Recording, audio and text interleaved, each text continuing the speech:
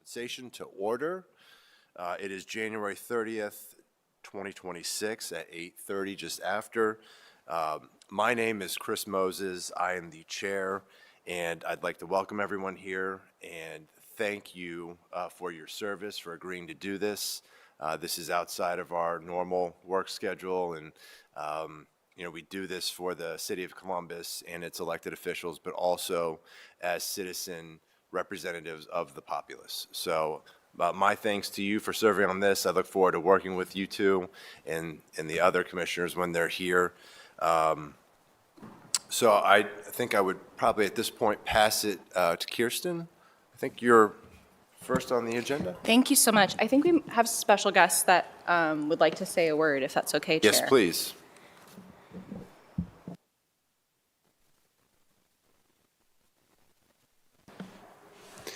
Hi, everyone. Hi, everyone. My name is John Sanus. I'm the Chief of Staff for Columbus City Council. I will not join these meetings regularly. I think Kirsten has let me know there will be subsequent meetings that will dive deep into particular topics, and I think in a subsequent one, I'll get to come talk to you all more. But I really just wanted to be here as a representative of City Council to say thank you for your service. As the chair, Chris Moses, said, I know that it's unusual to step outside your normal workday and come to City Hall for these meetings, but we're really thankful that you all agreed to take up this task. And I know Lizzie and Angie share that commitment that you guys have.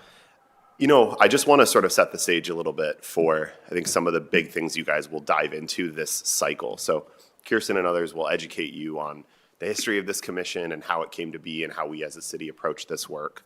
But part of this job is mechanical, literally looking at what are elected officials in other cities paid? What's normal? How does that compare to what our elected officials here in Columbus do and who they represent?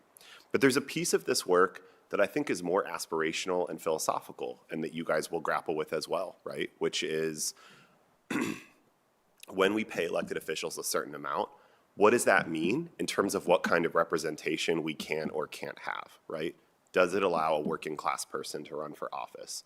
Does it allow someone to be in elected service who doesn't have a partner who makes more money than they do or isn't a retiree, right? Those are big questions that go beyond the numbers that you all will have time to grapple with and think about. You know, as the city is changing, what does that mean about how we modernize or update the approach that we take to who our elected officials can be, how they're compensated, how that's structured?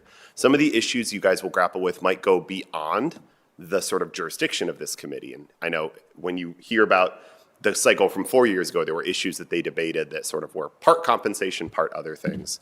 But you know, they'll land here on your plate. And then you guys will further have to balance those with questions like, well, what can the city afford? Right? Even in a perfect world where we think this is the right number, what's sensible? What feels fair to the public? And so we really trust you all with a mixture of community experience, of public sector HR, of private sector HR background, of experience in local government, but also experience in state government to help wrestle with and process all of those questions and then ultimately make recommendations to City Council and the mayor. So I just want to say thank you to you all. Kirsten and all the other staff here from the city who are supporting this work are here to make you all successful. There is nothing in this process that is trying to trip you up or be a test. In fact, I was just telling Greg, this only happens every 4 years, and it's only happened 4 times before. This is the fourth time. So it's also not as though we've done this so often that we ourselves have all the answers for how it goes, and every cycle is a little bit different. But thank you for being a part of it with us. I'm going to head out in a little bit, but just appreciative to get to join you guys. Thank you. All right. Hi, I'm Kirsten Astosi.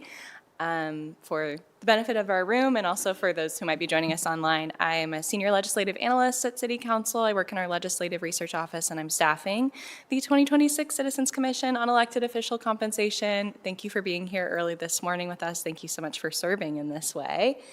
I'm going to be presenting briefly on some of what Chief Tanous shared about the history of the commission, the goals of the commission as laid out in charter. Laura, feel free to comment anytime if you'd like.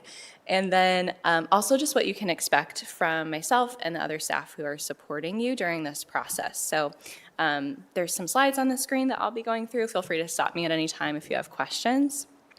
So the commission was created by a charter amendment in 2014. And again, for those who might be joining us online, the charter is essentially like the city's constitution.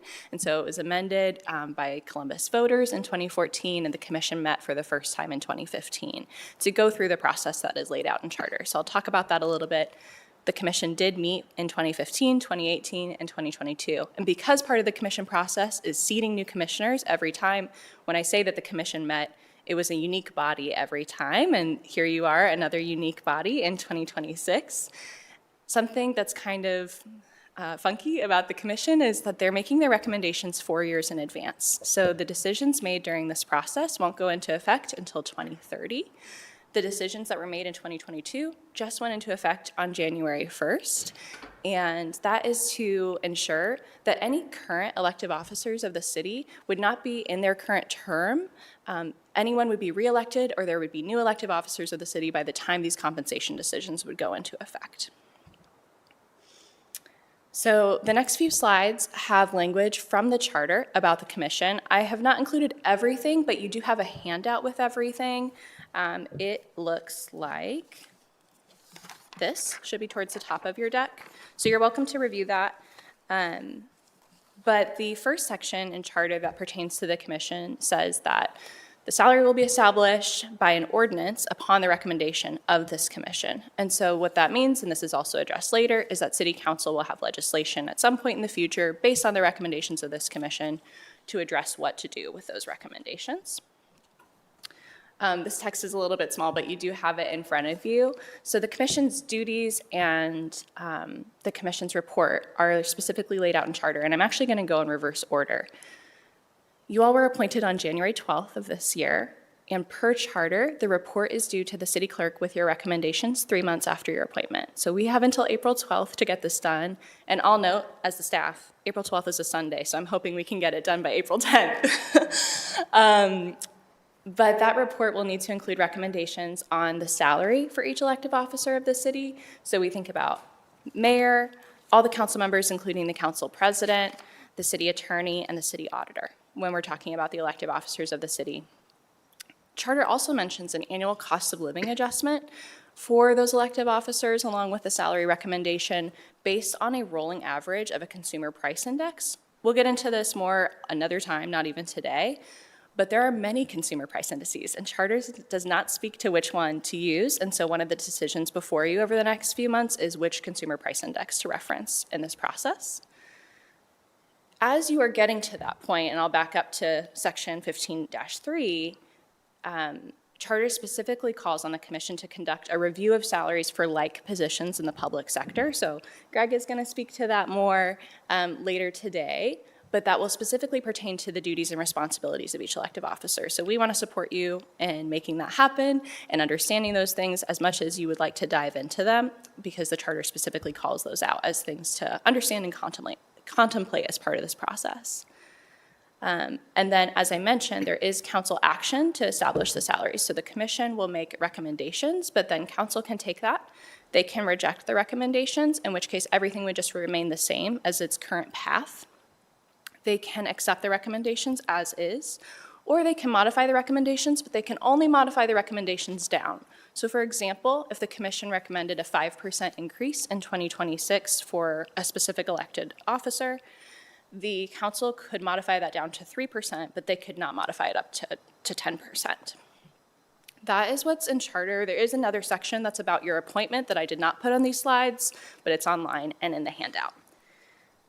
Just to recap, the responsibilities are to submit a report to the city clerk with recommendations by April 12th of this year, including salary recommendations and the consumer price index decision for cost of living adjustments.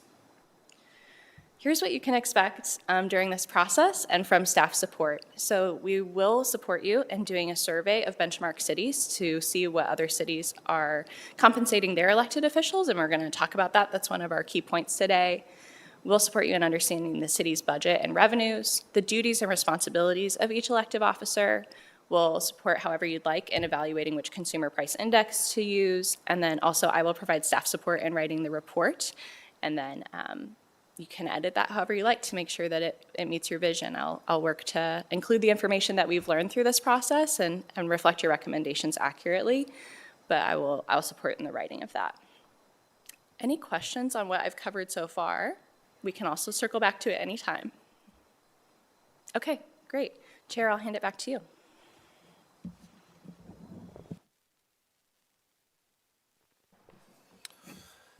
Thank you, Kirsten. The next item on our agenda, we have a presentation by Laura Baker Morrish on open meetings and public records. Good morning, Chair Moses. Good morning, members of the commission. My name is Laura Baker Morrish. I am the Chief Counsel for City Attorney Zach Klein, and there's nothing more exciting than open meetings and public records. But I am here to, like Kirsten, who will be staffing this particular commission, I'm also available to you. So it's not my intention to be here for every single meeting, but in the event that anybody needs any kind of legal guidance about the process that you're engaging in, I'm available to you. Just let either Chair Moses or Kirsten know that you have a legal question, and I'll attend any meeting that you might want me to attend. It's very much because my boss is one of the elected officials. I want to make sure that I'm providing you guidance as to process, but I'm not going to be engaging in advising you on substantively of what those decisions might be. But any questions that you might have about how to do your work, please let me know by reaching out to either Chris or Kirsten, all right? Now we'll talk about open meetings and public records. First of all, under the Columbus City Charter, which Kirsten just referenced in terms of establishing the duties of this commission, it was made clear that this commission shall be considered a public body. So that's within our charter. And the public bodies of the city, in another provision of our charter, state that the city shall hold all meetings in accordance with the general laws of the state pertaining to open meetings. So what this means is that the city charter has established that this body will conduct itself in public, which is why we're here today, why it's streaming, why the doors are open if anybody wants to attend. And it means that all of the general laws, which means that the revised code provisions that outline what open meetings require, will apply to this commission. So what my job is this morning is to kind of walk you through the bones of that. I've also provided for you in the pack, and it looks like Kirsten has also given you copies of the slides as well, but there is a one-pager that is the attorney-client privilege communication to the commission. This is the one-pager kind of who, what, where, when, and why of open meetings. It's a really good, just quick overview of what's required. I'm not going to go through that in my presentation, but you have that with you, and that's kind of a very quick kind of what's required, all right? So let's talk about those requirements. First of all, the Open Meeting Act requires that public bodies, such as yourselves, conduct their business in meetings that are open to the public. So a public body may include the committees or subcommittees of a public body. So if in doing your work between now and April, you decide that you want to create some sort of a subcommittee to work on a particular issue, and that's, again, up to you guys how you decide you want to conduct your work, you would be able to do so. But that subcommittee would also need to meet in public in a public meeting, all right? Now, we'll talk a little bit later about what constitutes a meeting. Matter of fact, that's up next, but just want to make sure that everybody understands that even subcommittees are also public bodies, all right? A meeting is a meeting no matter what you call it. So a gathering, a meeting, an email chain that people talk to one another on also constitutes a meeting under the Open Meetings Act. A retreat, still a meeting. In other words, the issue is whether or not it is a prearranged gathering of a majority of the members of the public body, which is what we call a quorum, which I could believe you're a body of 5, so that would be 3, right? And who are discussing or deliberating public business. So let's say that you all happen to show up one night at the same movie theater to go see the same film, and you're all there and you run into one another in the lobby. Is that a meeting? No, it's not prearranged, right?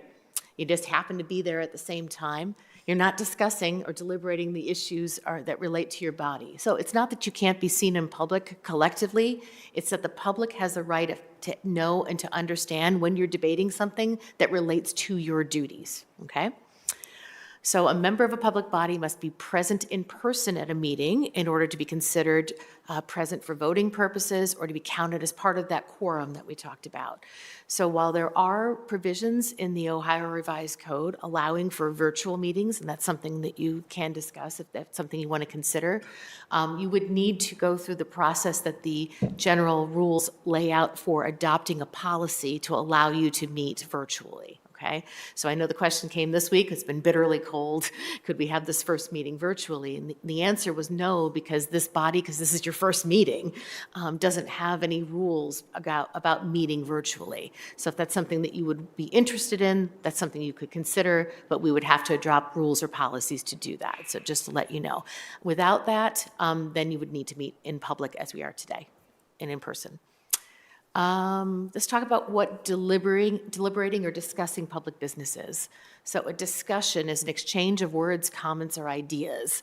So again, let's say that everybody wanted to attend, maybe there was, I don't know, a conference on elected officials' salaries. And you're like, this is great. This is a lot of information. This would help us learn what we need to learn for this commission. Could you all attend that conference? And the answer is yes, because a conference is a very passive kind of form. You're sitting and you're listening to information that's being provided to you. The danger comes in what happens when you go out into the hallway and start talking together about what you just heard, okay? So a deliberation means that you're discussing, that you're exchanging ideas. Those are the kinds of things that need to happen in a public meeting, okay? Deliberation is the weighing and examination of reasons for and against taking a course of action, and that does not generally include information gathering, as I just discussed, or attending presentations, or isolated conversations with employees. For instance, if you come up to Kirsten afterwards and you say, hey, I don't think I can make the next meeting, right? And it's just you talking to staff, A, that's not a quorum, and B, that's kind of an isolated kind of conversation, kind of figuring out how to work on timing. But generally speaking, you need to be considering yourself as part of a body. You work together. Without you all being together, you don't have the authority of the charter. It's when you come together that you act as a body and that you have your authority and that you deliberate and that you meet, okay? Notice. So the Open Meetings Act requires that a public body give appropriate public notice of its meetings. So again, the overall point of the Open Meetings Act is that the public should be able to understand how their government works and should be able to hear what's being considered in an open meeting. So in addition to you understanding what a meeting is, the public needs to know about it, right? And so when we talk about notice, for regular meetings such as this, notice must include the time and the place of the meeting.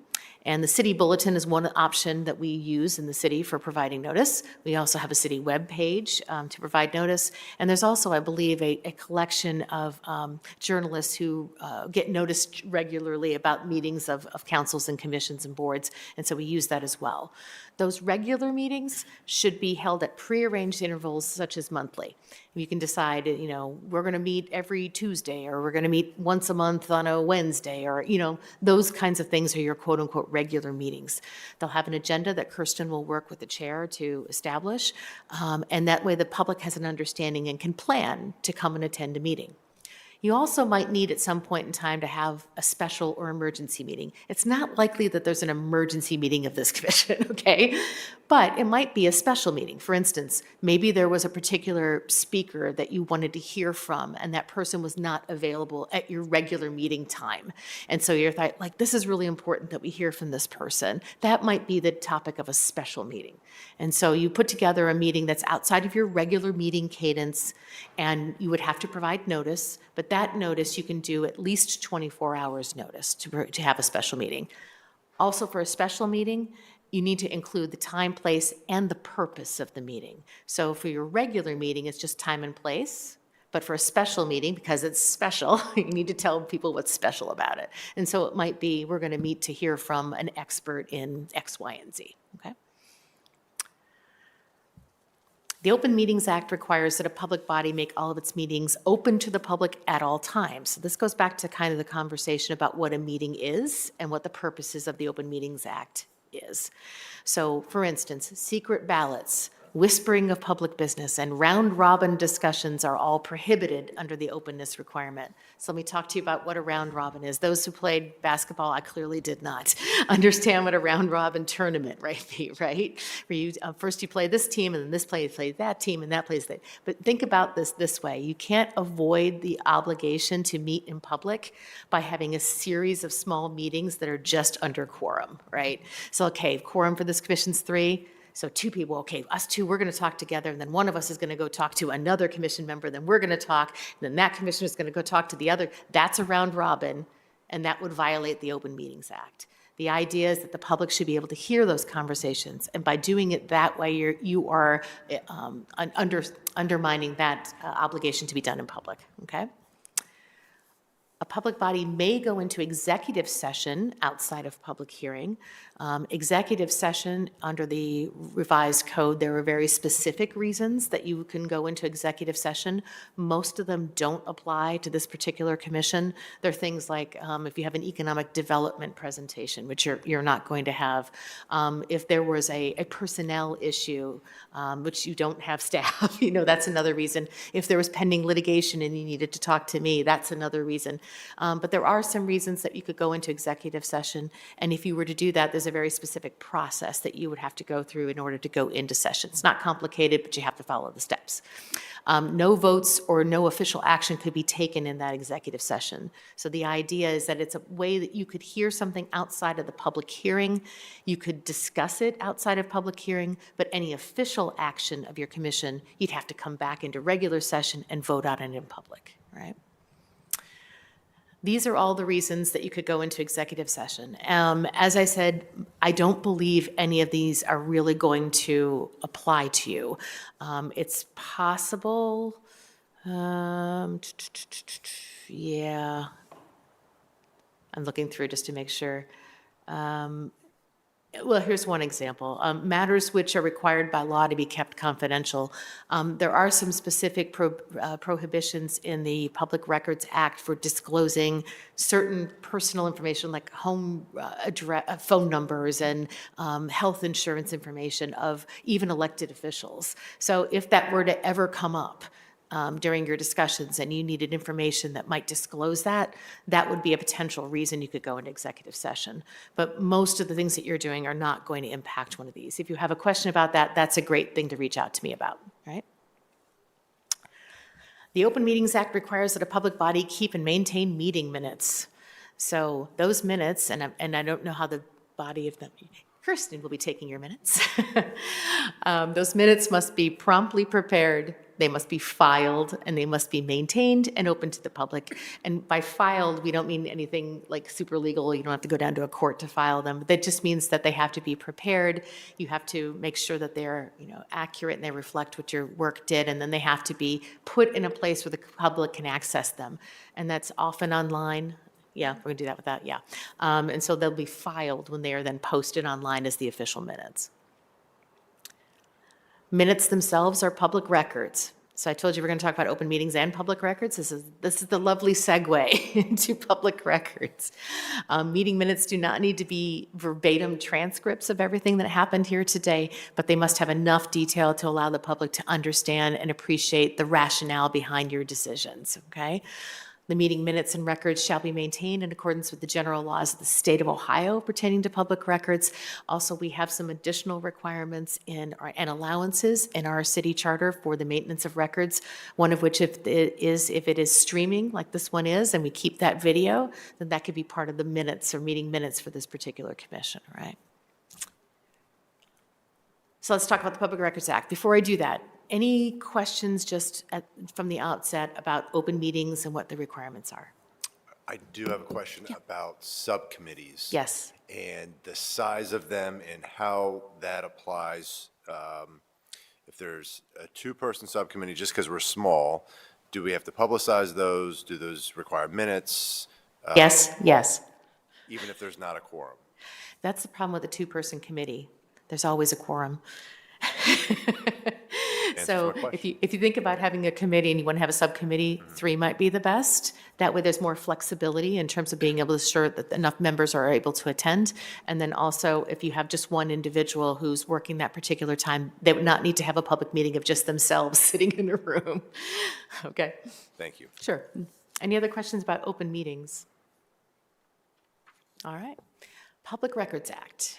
So the Public Records Act is very similar to the Open Meetings Act in the sense that its intention is to allow the public to understand and to be able to access what their public body, what their government is doing, right?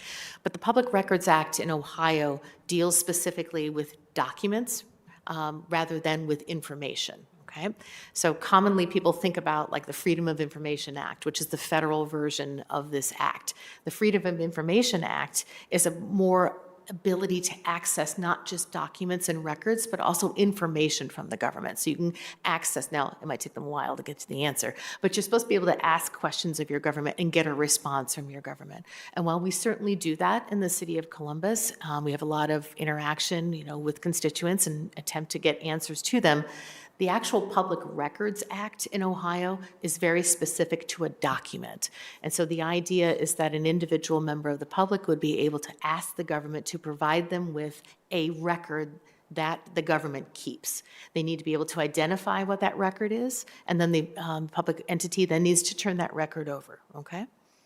So it allows for public inspection of state and local government records kept by any public office, so that would include this commission. It excludes certain records from disclosure, and we're going to talk a little bit about that. And it provides enforcement measures if a request is denied improperly. So, as we said, you are a public office, therefore you are subject to the Ohio Public Records Act. The Columbus City Charter states that the commission is a public body and that the work of the commission shall constitute a public office. We talked about that before. The Ohio Revised Code then says a public office includes any state agency, political institution, political subdivision, which is what you are a part of. And then within that political subdivision of Columbus, the city charter establishes and provides the duties of the commission, all of which is to say you got to follow the Public Records Act. Okay. So what is a Public Records Act? Public record, sorry.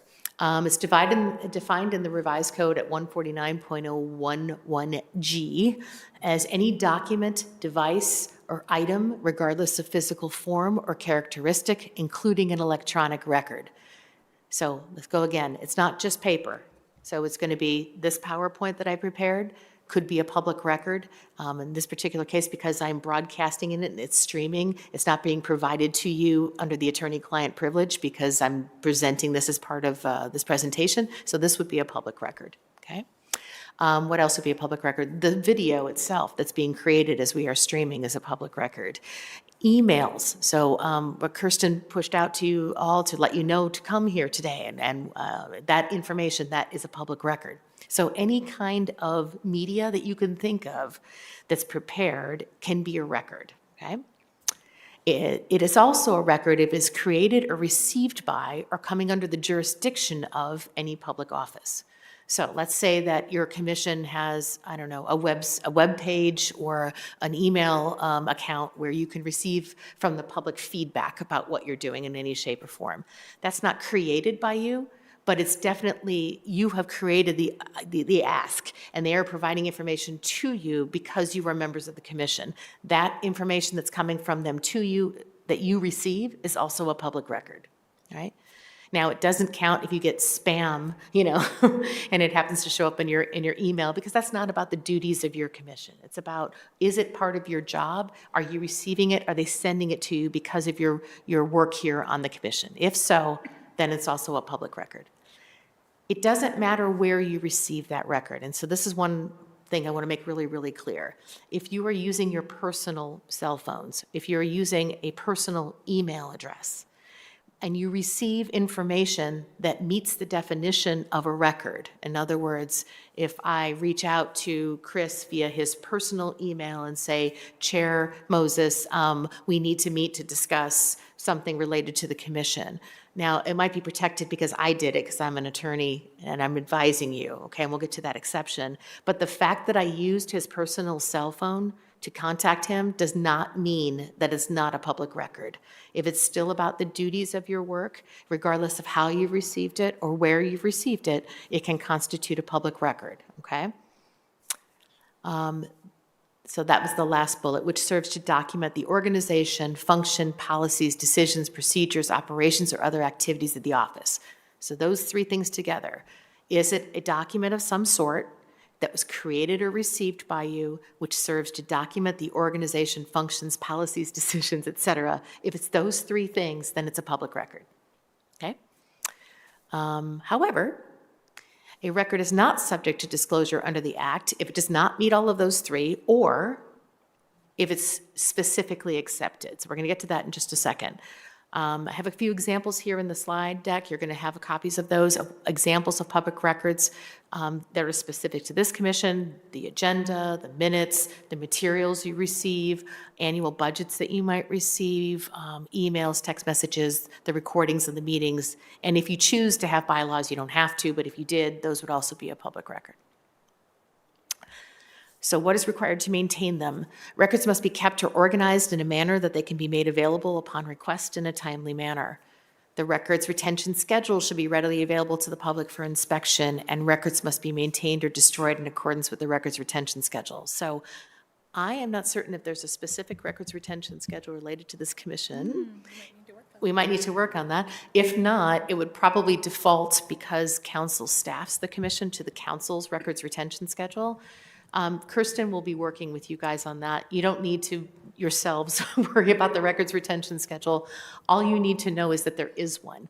And what that schedule does is it kind of lays out and says, okay, if it's an email, then it has to be kept for 30 days. If it's a document of the commission, then it must be kept for 2 years. Like, it'll be a schedule that lays out how long records must be maintained, right? And we will make sure that we hunt down and get a copy of the retention schedule, just so you know what might need to be retained even after you're done with your business here in the commission.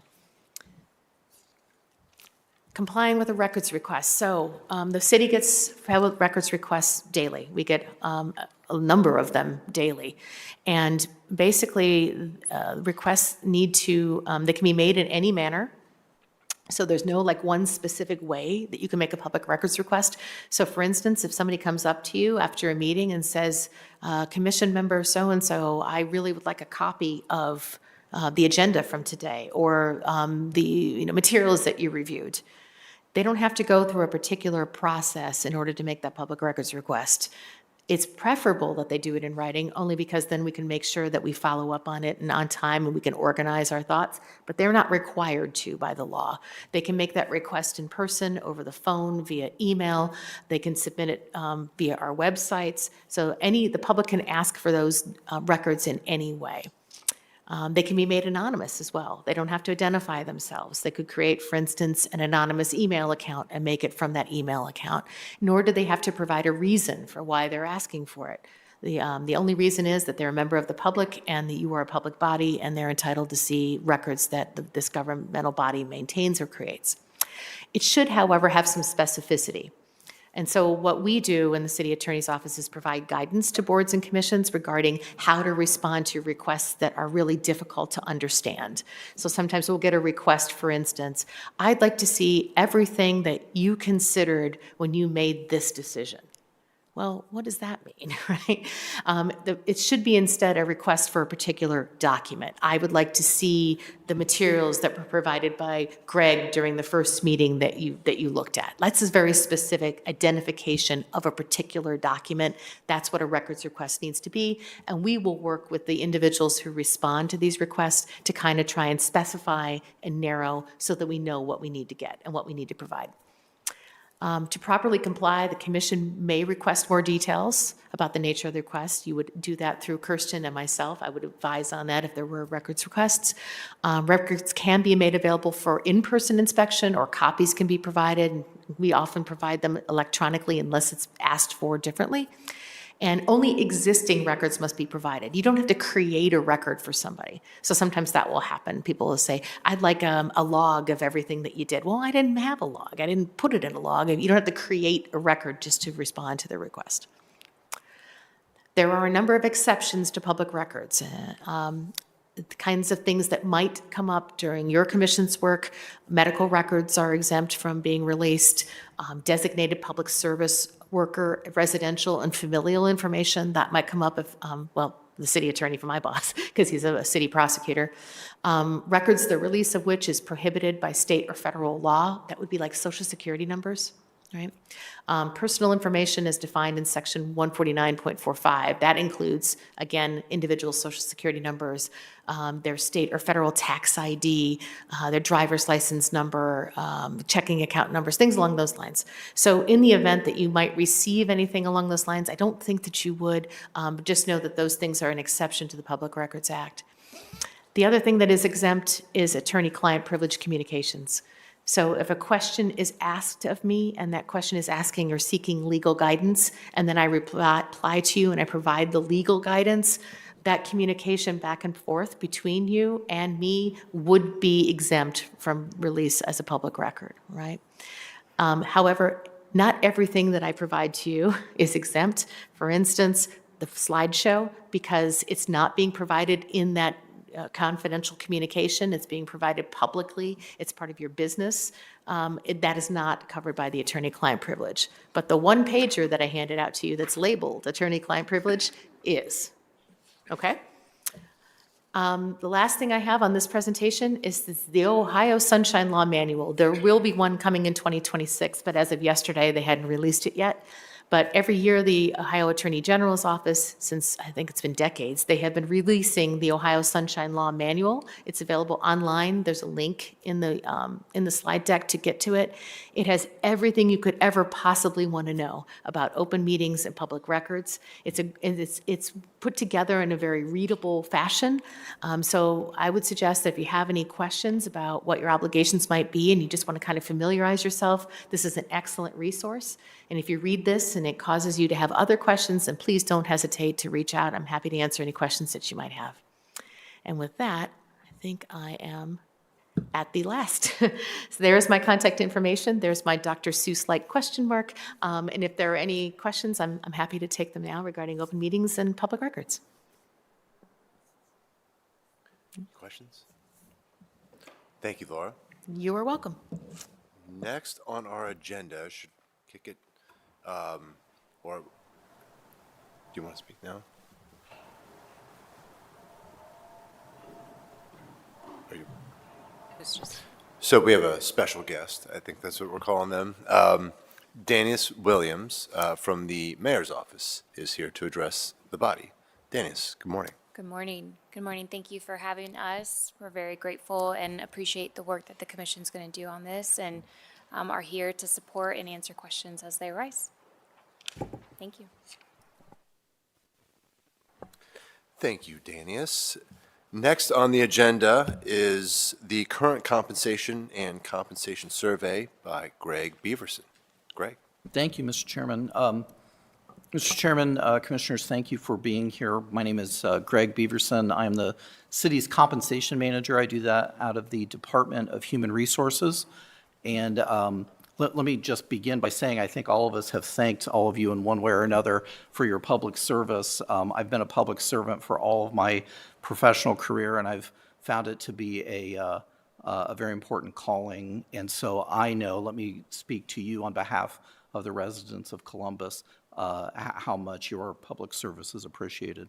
I have been honored to have been a part of this commission since its inception. In 2014 is when it was, the requirement was put into the city charter as a charter amendment. As Kirsten was saying before, 2015 was the very first commission meeting, and as you've seen, we had another commission in 2018, another commission in 2022, and now here we are in 2026. I say all of that because what you're going to get from me is a lot of research and a lot of analysis and a lot of data. It's typically isn't a fun part of doing it, but of course it's probably, I think most people would agree, it's the most important part of what you're doing. And I preface all of that with with what I want to say is that I am here to assist you, to help you in any way that you need to help complete your very important work that you're doing for the residents of Columbus. So with that, we just wanted to give you a little bit of background. We do have, all the commissioners have copies of what we're looking at here? Okay. What we're looking at here, again, just a little bit of background. Going back to 2022, which was the time when the last commission met, I used 2021 as a baseline, wanted to provide all of the elected official salaries and each percentage increase that each elected official received over the time period from the last commission. 2021 is used as a base, and then you can see the percentage increases from there for each year. And I think Kirsten mentioned it before too, but in terms of what we're looking at for elected officials, there's of course the mayor. Council president is a member of council, obviously, but the council president is elected by the rest of the council members to serve in that higher capacity.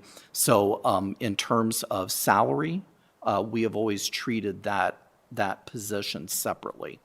It appears in the MCP ordinance, which we'll talk about later, as a separate position as well. So you'll see a difference in salaries between the council president and then the other 8 council members. City attorney and the city auditor are also shown there. They have traditionally, and when I say traditionally, I've been here almost 20 years, so for all of that time, those 2 positions have been paid the same or about the same for that period. And I only say that because that's as far back as I go, so it may be prior to that. You can see the asterisks that I applied there for 2022 and of course for this year. Those are the years that a percentage increase that previous commissions had recommended and that council subsequently voted for or voted for in a lesser amount to apply to the commissioners' salaries. And again, this is the first meeting and everything, and we'll certainly get into this later, but you'll have a choice to make. You are able to give or recommend that the elected officials receive a percentage increase in the first year, in our case it'd be 2030, January 1st of 2030, and a COLA, a cost of living adjustment, or you may recommend that the COLA not be included. For the history of the commission, up until this year, the COLA was not included. This year, the COLA was included.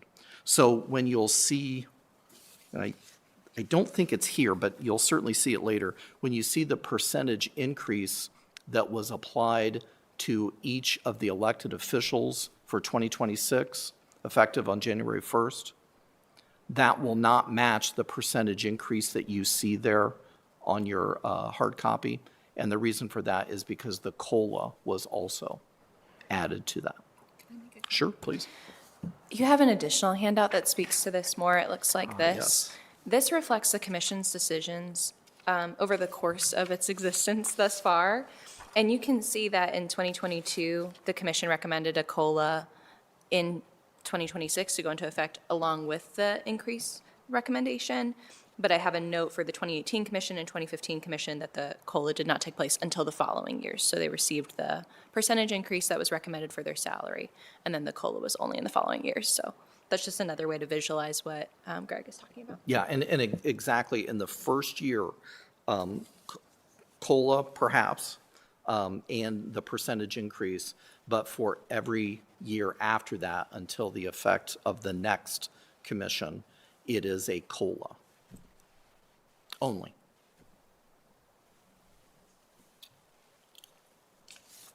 Any questions? I know that's a lot to start taking in on the very first meeting, but certainly we'll have these available. And again, any additional information that I can provide in the interim between now and the next meeting, I'd be happy to provide. Okay. This is a question that's often been asked, and so we thought we would just provide it ahead of time. You're considering salaries of elected officials. It often comes up, well, talk to us about, in a very big way, elected officials are employees of the city of Columbus as well. What about all of our employees? What percentage increases have they received, and can you give us a history of that? So in anticipation of that question, that's what this information is for. It gives me an opportunity to also discuss briefly and help you understand kind of our employee structure. We have just about 10,000 employees at the City of Columbus. The vast majority of those employees are members of unions. We have 6 unions, but altogether we have 10 employee groups. And when I say employee groups, I have to say that because 4 of those employee groups are not subject to collective bargaining. Those are MCP, that's the Management Compensation Plan. You'll see that in the very last column there prior to the averages. MCP is it's an ordinance. That ordinance governs the compensation and benefits of the elected officials. In addition to MCP, there are 2 other MCP ordinances. One is specific to the fire chiefs, and we simply just refer to it as MCP Fire. And one is specific to the police chiefs. And altogether, that is about, at last count, I think it's 15 people together. I think that's right. One more for that MCP collective there, the HACP, the Health Administrative Compensation Plan.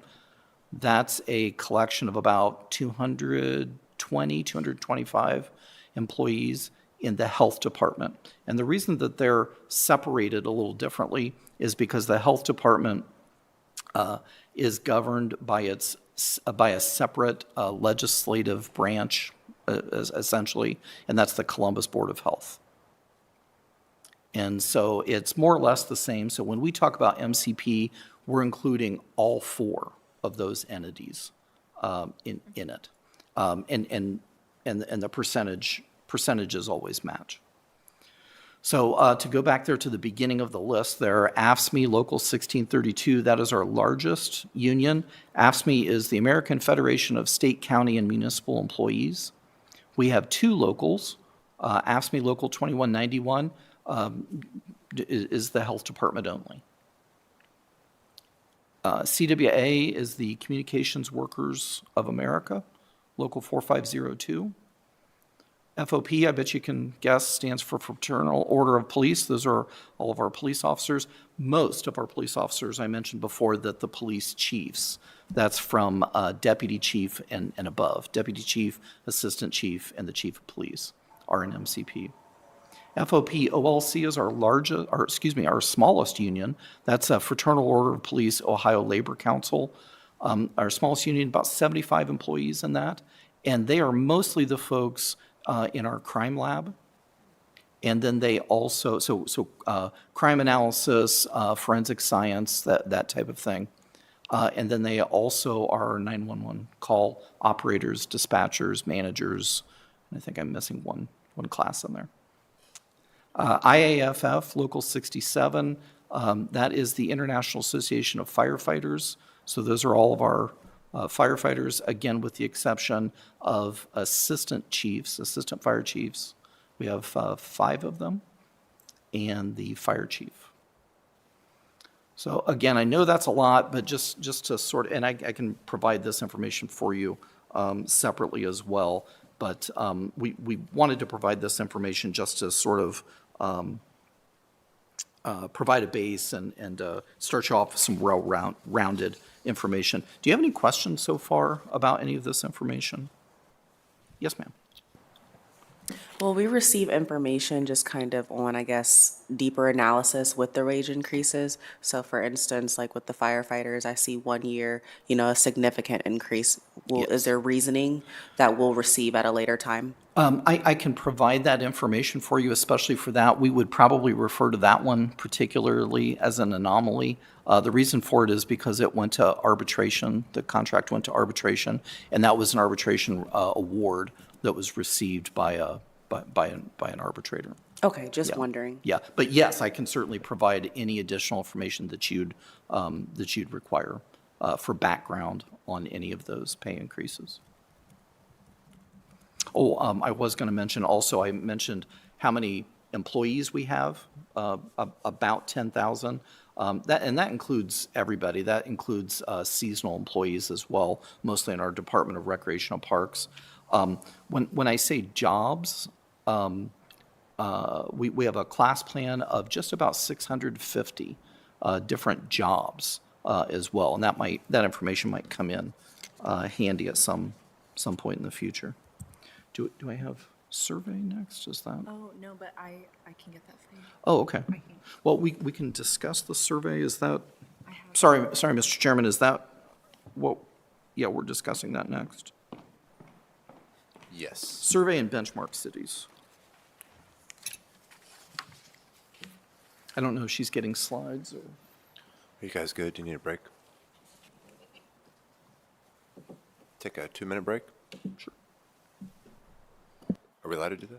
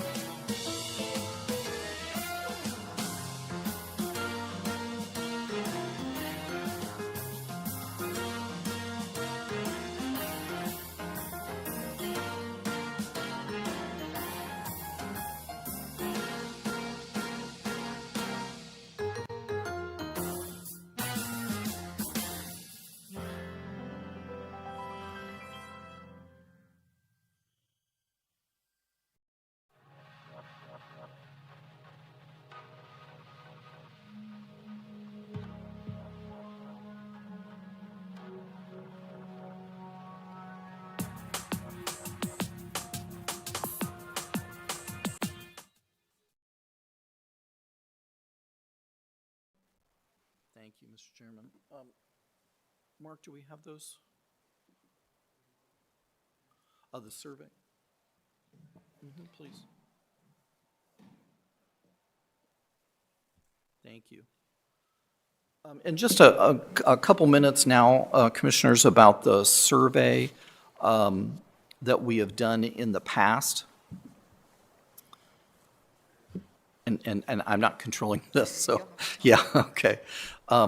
This is the survey that we did 4 years ago, and some pretty standard questions to understand the governance structure of each of the jurisdictions that we study.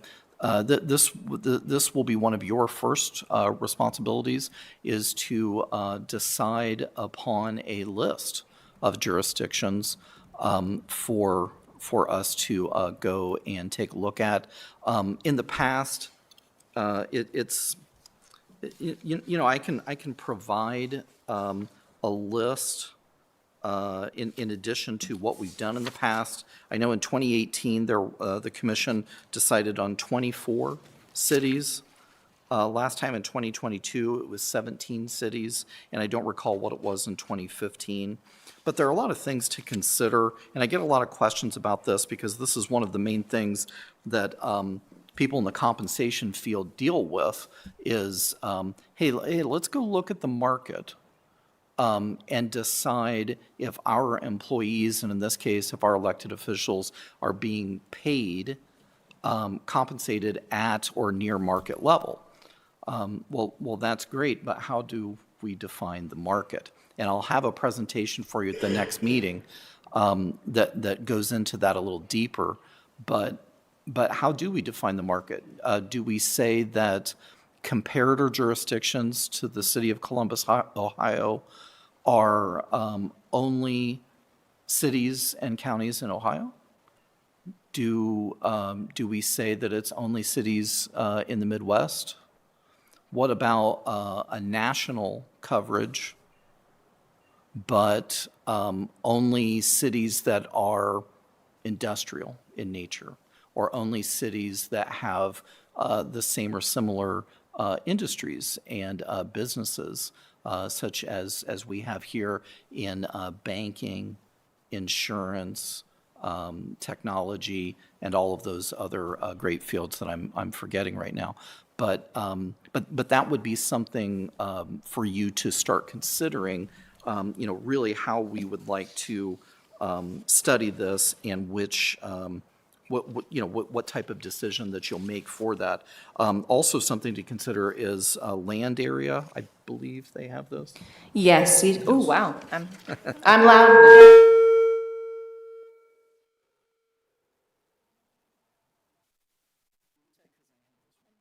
I'm sorry, everyone.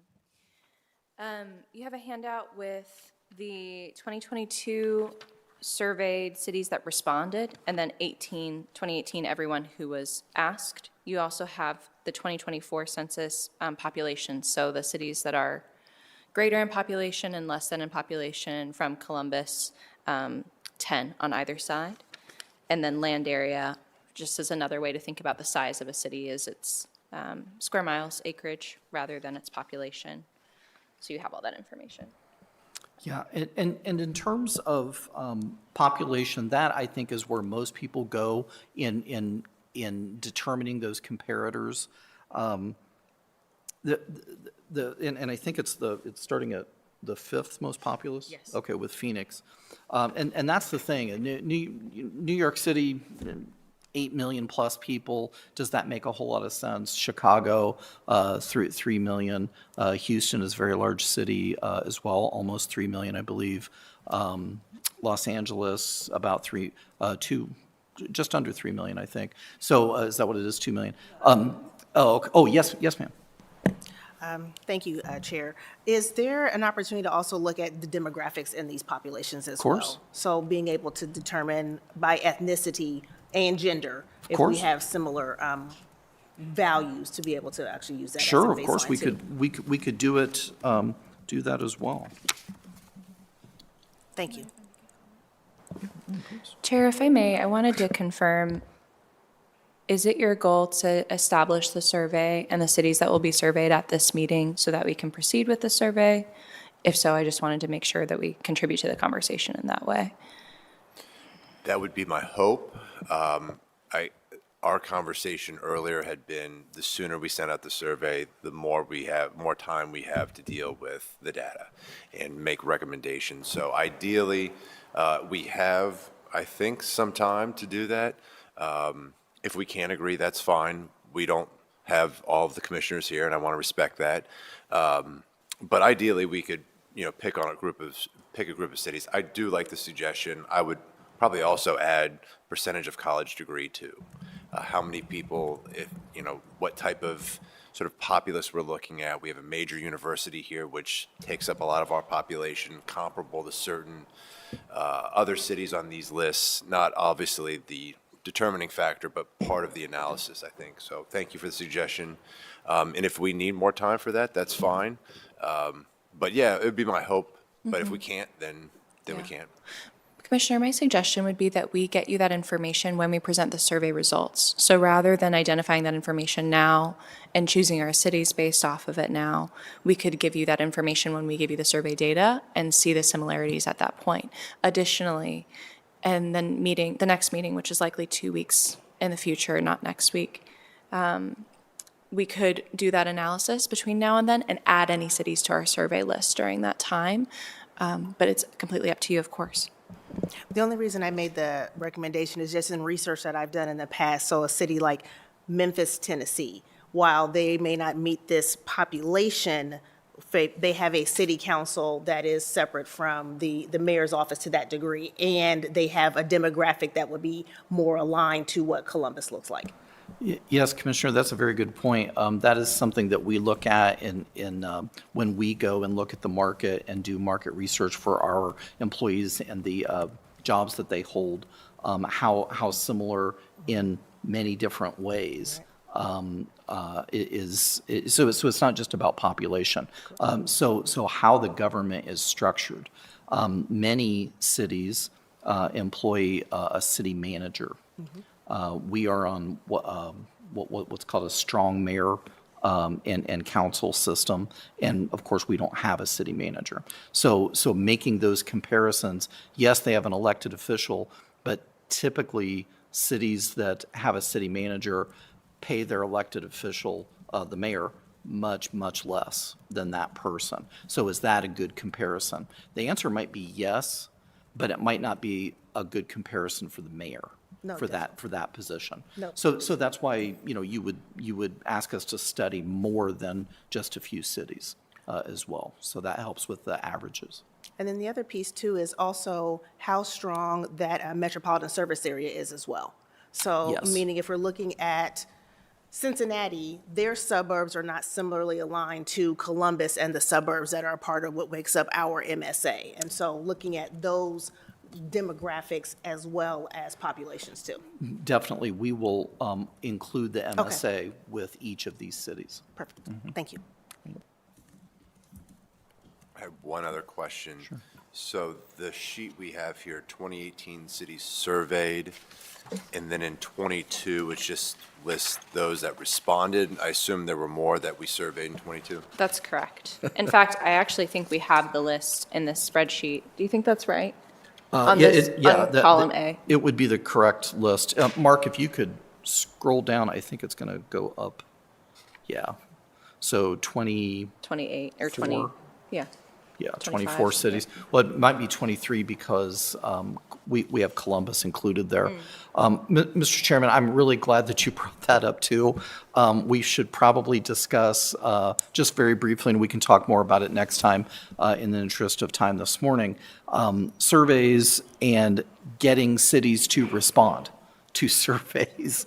That is not the easiest thing to do. There are entire industries built on surveying companies, surveying municipalities for employee salary data and lots of other data as well. And of course, in this salary survey, we're looking at more than just what employees or what elected officials are paid. So we have been, just from past experience, we have been in situations where we've needed to create a public records request in order to move that jurisdiction in the direction of just giving us data. And that's, my opinion is that's unfortunate because my counterparts in all of these cities, we generally work together very, very well. We've established a lot of very good relationships. There's a conference for compensation I go to every year, and I see some of my counterparts from other cities at that conference. But sometimes we just have trouble with one or two or 3 cities and getting that data. So exactly, Mr. Chairman, what you were saying is we can send out requests to 24 or 25 cities, but we might only end up with, I think it was 16 or 17 responses where we have all of the information that we're asking for. One other thing I wanted to bring up as well, in the work that we do for ensuring that our salaries and pay grades for our jobs are associated as close to the market as possible, we have a list of what I've just always called our core peer cities, our core comparators that we usually go out to when we do a short study or an extensive study. So I can provide that list to you as well. And really what it comes down to, it wasn't anything kind of official or anything. It's probably over several years of either collective bargaining and what unions have, what our unions have agreed to in terms of us studying, and then us also maybe plugging in a couple of other cities that really make sense for us to study. Someone a little bit ago brought up a very large university here in Columbus, of course. Well, Austin, Texas is a really good example when you look at it from that perspective. Some people will say Texas all the way over there or down there. But yes, in many ways, they are a good comparator because of that. A lot of similar industries and very similar in terms of population as well. I think we're 14 and they're 15, or maybe the other way around. So it's all of those things that you kind of have to look at to end up with the end result of having that final list. But I would just caution that it's easy to go really, really deep and really, really far down that rabbit hole, and we can do that. But comparing this and this and this at a really, really close and specific level sometimes gets difficult. Commissioner, did you have a question? I was just, that is loud. Yeah. I was just going to agree. In the, media, we've been compared a lot with Austin, Texas, with the rate of growth here in the Yes. city as well. So I'm sure a lot of the cities we're looking at take that into account. Definitely. Charlotte, North Carolina is a comparator as well. And again, I know all of these folks who are my counterparts at these other cities. Altogether, we've got a list of about 60 cities. And New York City, Chicago, and Los Angeles are not in there, or Houston. If it's helpful today, I don't have it in your handout, but I do have, I had prepared for my own benefit a list of cities with similar rates of growth to Columbus, and I'd be happy to share that verbally. Okay, let me pull that up, and I'll be ready in a couple of minutes with that. Okay, and then just to finish up here with the survey, let's see, Mark, that, yeah, you can see the questions there at the top, and I believe the commissioners have those, or they'll be provided.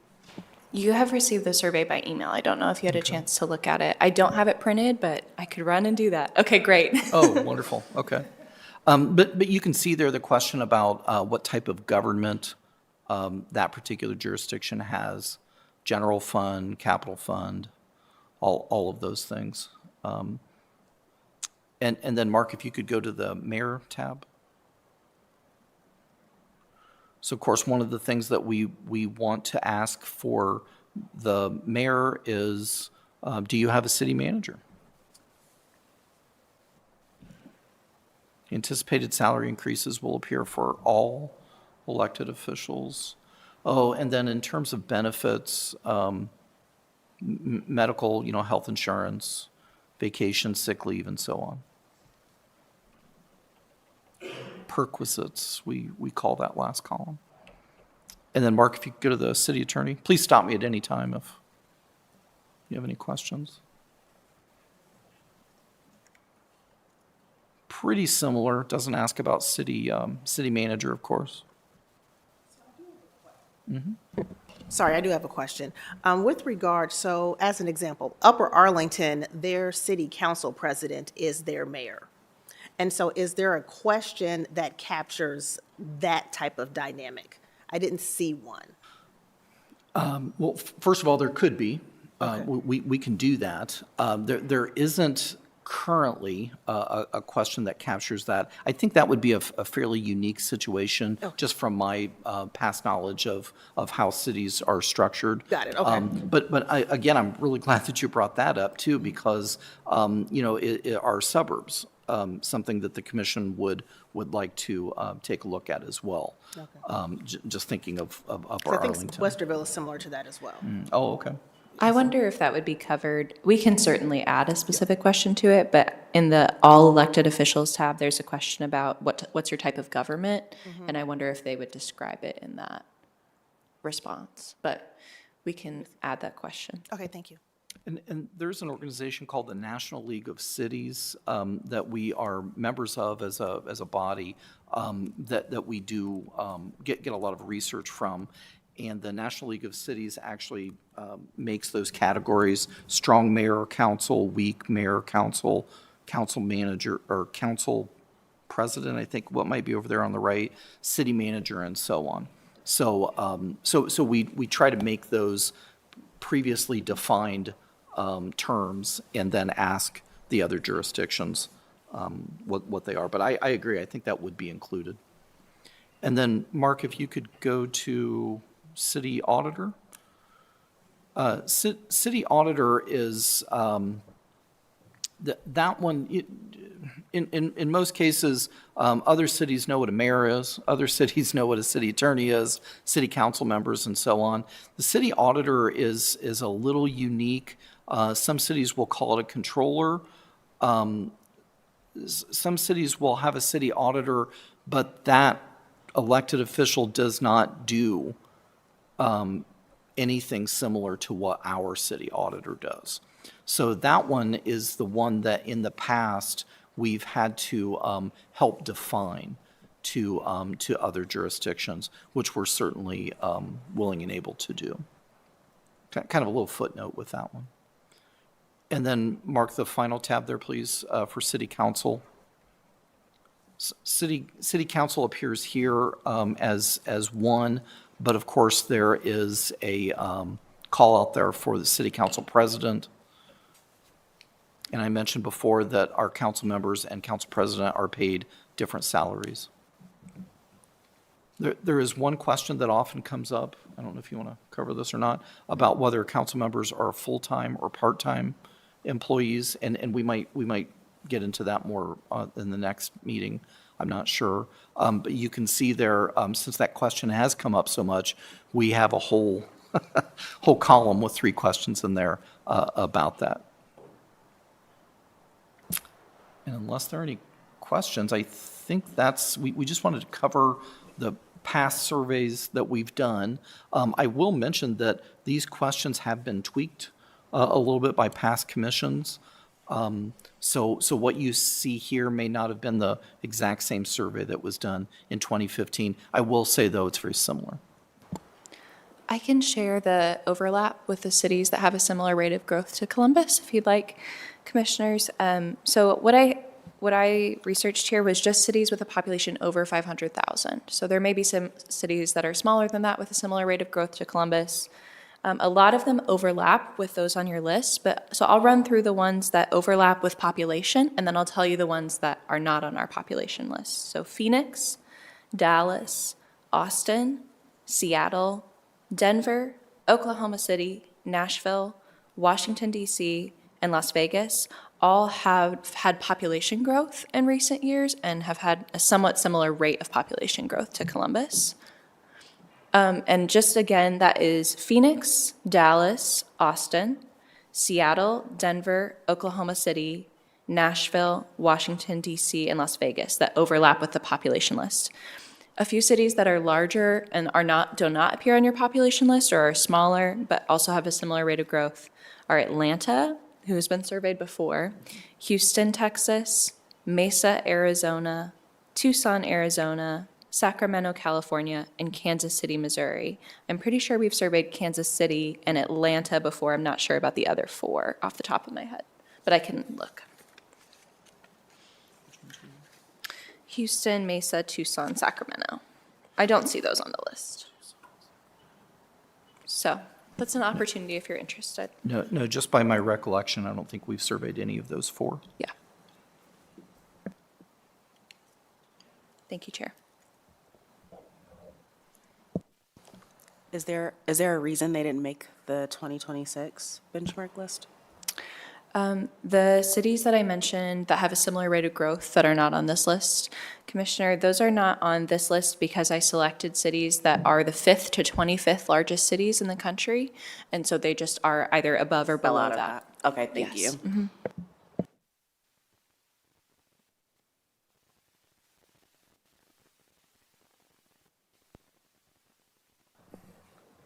Thank you, Greg. Thank you, Kirsten, for those answers to the questions and this data. I want to open it up really for discussion about whether we feel comfortable making a decision today about the survey the city selected, or if we need more time to deliberate, request more information. I have thoughts about what I would do. I'm comfortable to have that discussion today. I'm also comfortable to postpone it until we have either a full commission or more time for analysis. So I'll open the floor. Is there a specific number of cities we need to respond, or a number that is aimed for cities to if my question makes sense? Yeah, absolutely. Thank you, Commissioner. Charter asks you to conduct a review of cities, or of like positions in the public sector, not even necessarily of cities. But there is no number assigned in charter. I will let Greg answer the rest of your question. Yeah, and statistically, it's going to sound like a very low number. 17%, I believe, is the response rate that most statisticians are very happy to receive. Now, fortunately, we have been in a situation where, again, I think having those relationships and having kind of done something similar many times in the past with many of our like jurisdictions, I think that helps us out. So we've been at that 60, 70, 75% response rate before. But in terms of, is there a minimum number? I would recommend, that we do definitely more than 10. And I think the year that it ended up being, I think it was 17, that still ended up being fine. But yes, probably more than 10, but there's nothing out there that says you have to meet this number or your survey data is no good. So, Chair Moses, based on the question that you had posed, I would be more comfortable if we actually had the other members present to make that the conversation to move forward, and then also being able to capture some of the information around some of those other cities, just so that we can have a more informed ask when we go into that recommendation.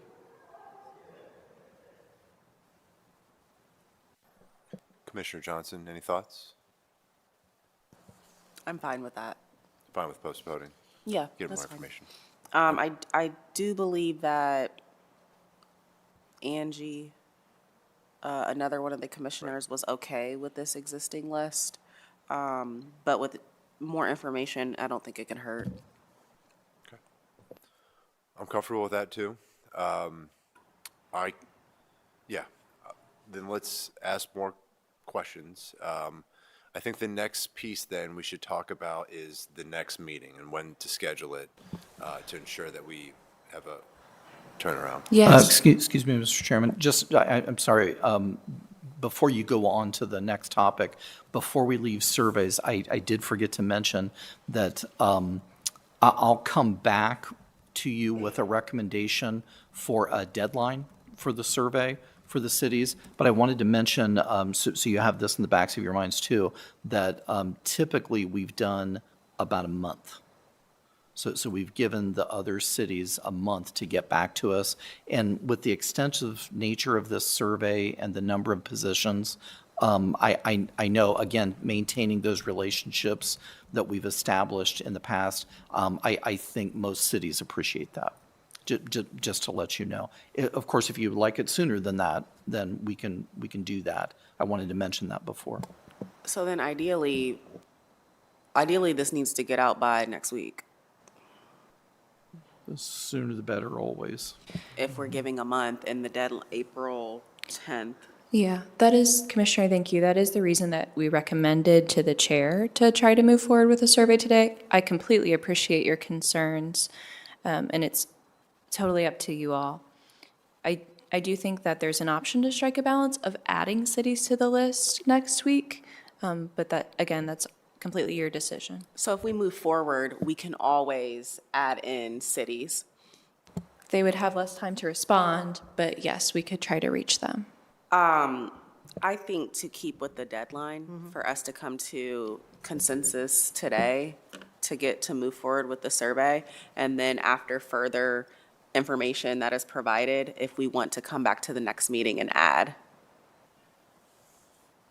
I agree. Yeah, I'm good with that. I think, That works.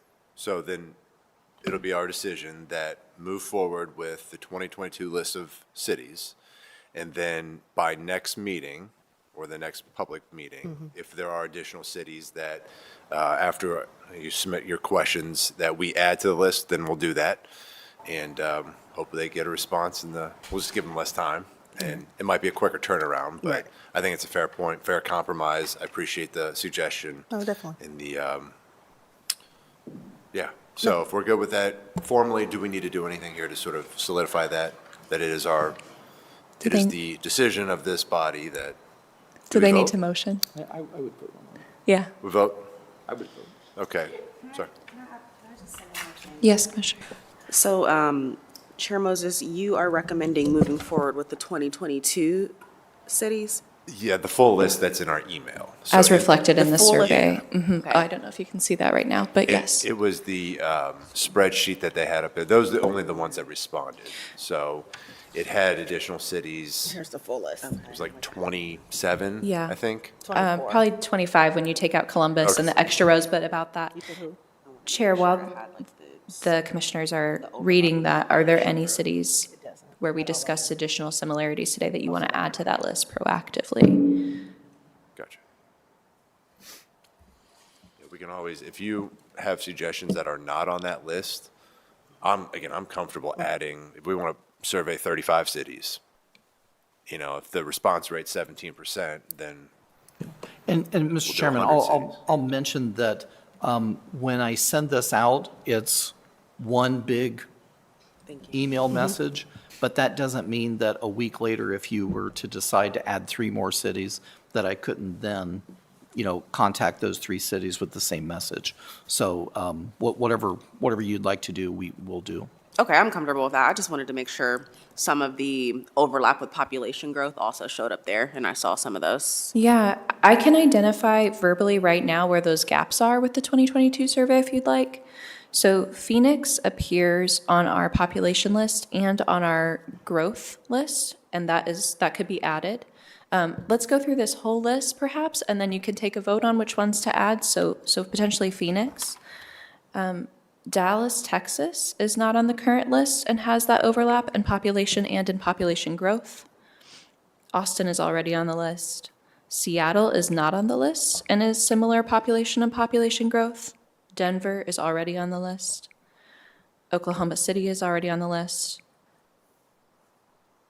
Nashville is already on the list.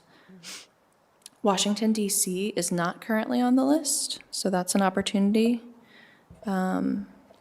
And then Las Vegas is not currently on the list. So for those that had both population and population growth overlap, it was Phoenix, Dallas, Seattle, Washington, D.C., and Las Vegas.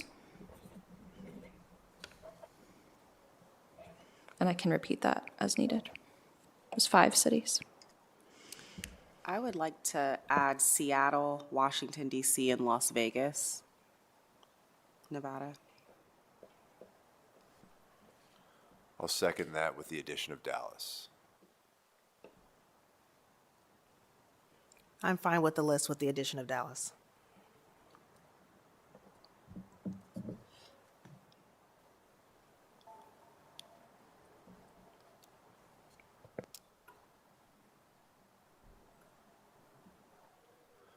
Thank you, Chair. So just to confirm, we'll add Seattle, DC, Vegas, and Dallas to the list to survey.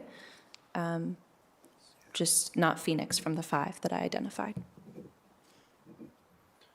That confirms my understanding. We good, Commissioners? Yes. Yes. Great. I think we have an agreement on pushing the survey out as soon as possible. And I think you said 30-day or a month to respond. Yes, typically that's the deadline that we Comfortable with provide. that, too. Okay. All right. So we're at 10. I think we've been pretty efficient today. Any questions? That's really the end of I think, the business portion of this meeting. I know there was a time for other discussion or commentary, so I'll open it up if anyone has anything else. Thank you so much for the time today. Kirsten, will you be the individual that reaches out with kind of next meeting dates? Also, I don't know if there is interest, but if we do have to put something together around potential virtual meetings, I know there was an explanation around if that is needed, how to go about that. I don't know if it will be, but Yeah, I hope that, thank you, Commissioner. I hope that we do not have severe weather again this year like we have seen this past week. Yeah. I'm happy to ask the city attorney's office for advice regarding how we would move to a virtual meeting option if you direct me to do so, to answer that part of your question. Yes, I will reach out with information about the next meeting. As Laura advised us, we should set up a regular meeting schedule. I have an email out to all of you, and some of you have responded regarding what your availability is on a recurring basis so that we can establish that regular meeting. But I'll just say now, and for the public's sake as well, we do hope to schedule a meeting for the week of February 9th. We can't meet next week. It's too late to do a public notice for that. We want to provide sufficient notice to the public, but we would like to find a time for the week of February 9th. thank you.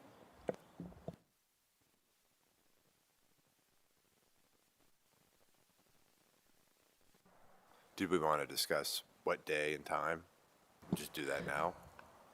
Yes, thank you, Chair. We will still need information from some commissioners who aren't here today to be able to move forward with confidence for the whole body, but I'm happy to facilitate that conversation if you'd like me to. Yeah, I guess if we can do that over email, that's fine. Or if we can knock it out, I guess if we need the other two, then we probably can't do that now, can we? Okay. I'll just mention, I think we were looking at mornings for those for whom that works. And then we were looking specifically at Monday mornings, Thursday mornings, Wednesday mornings, but it would have to be after 9:30, so it bleeds into our workday a little bit more. And then I think those were the options. Tuesday and Friday mornings are obstacles for some of our commissioners. And how long are we anticipating the meetings lasting? I would love to keep the meetings to 2 hours, and it's really a decision of would you like to meet more frequently and have shorter meetings, or would you like to meet less frequently and we can pack the agenda and have a longer meeting? But I would love to keep it to 2.5 hours, depending on what time we start. It's completely up to you all.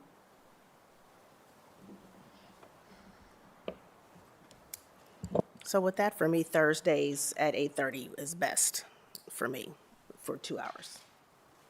I can make Wednesdays work at 9:30, but I don't know. I have a little more flexibility in my day. The Thursdays at 8:30 are best for me as well. And Chair, it's my understanding that works for your schedule as well, for the most part. No, maybe not. I know that works for Commissioner Blevins. I will have to check with Commissioner Castlin-Turner to see if Thursday mornings work for her. I'll do my best. If that's what everyone can do is Thursday mornings, then I will do my best to rearrange. So, yeah, we can, whatever their pleasure is, yeah, it's fine. Okay. Or Mondays at 8:30. Mondays would probably be easier for me. I can make Monday work. I have to make an adjustment for that particular, whatever week it is, but I think I can do that. Okay, thank you. I will be in communication with you all and with the commissioners that are not present today and provide confirmation hopefully very soon. Thank you. Thank you. All right, I think that concludes our first meeting. Thank you again for the information, for setting this up, and we'll see you potentially on the 9th or the 12th, whatever. All right, thank you.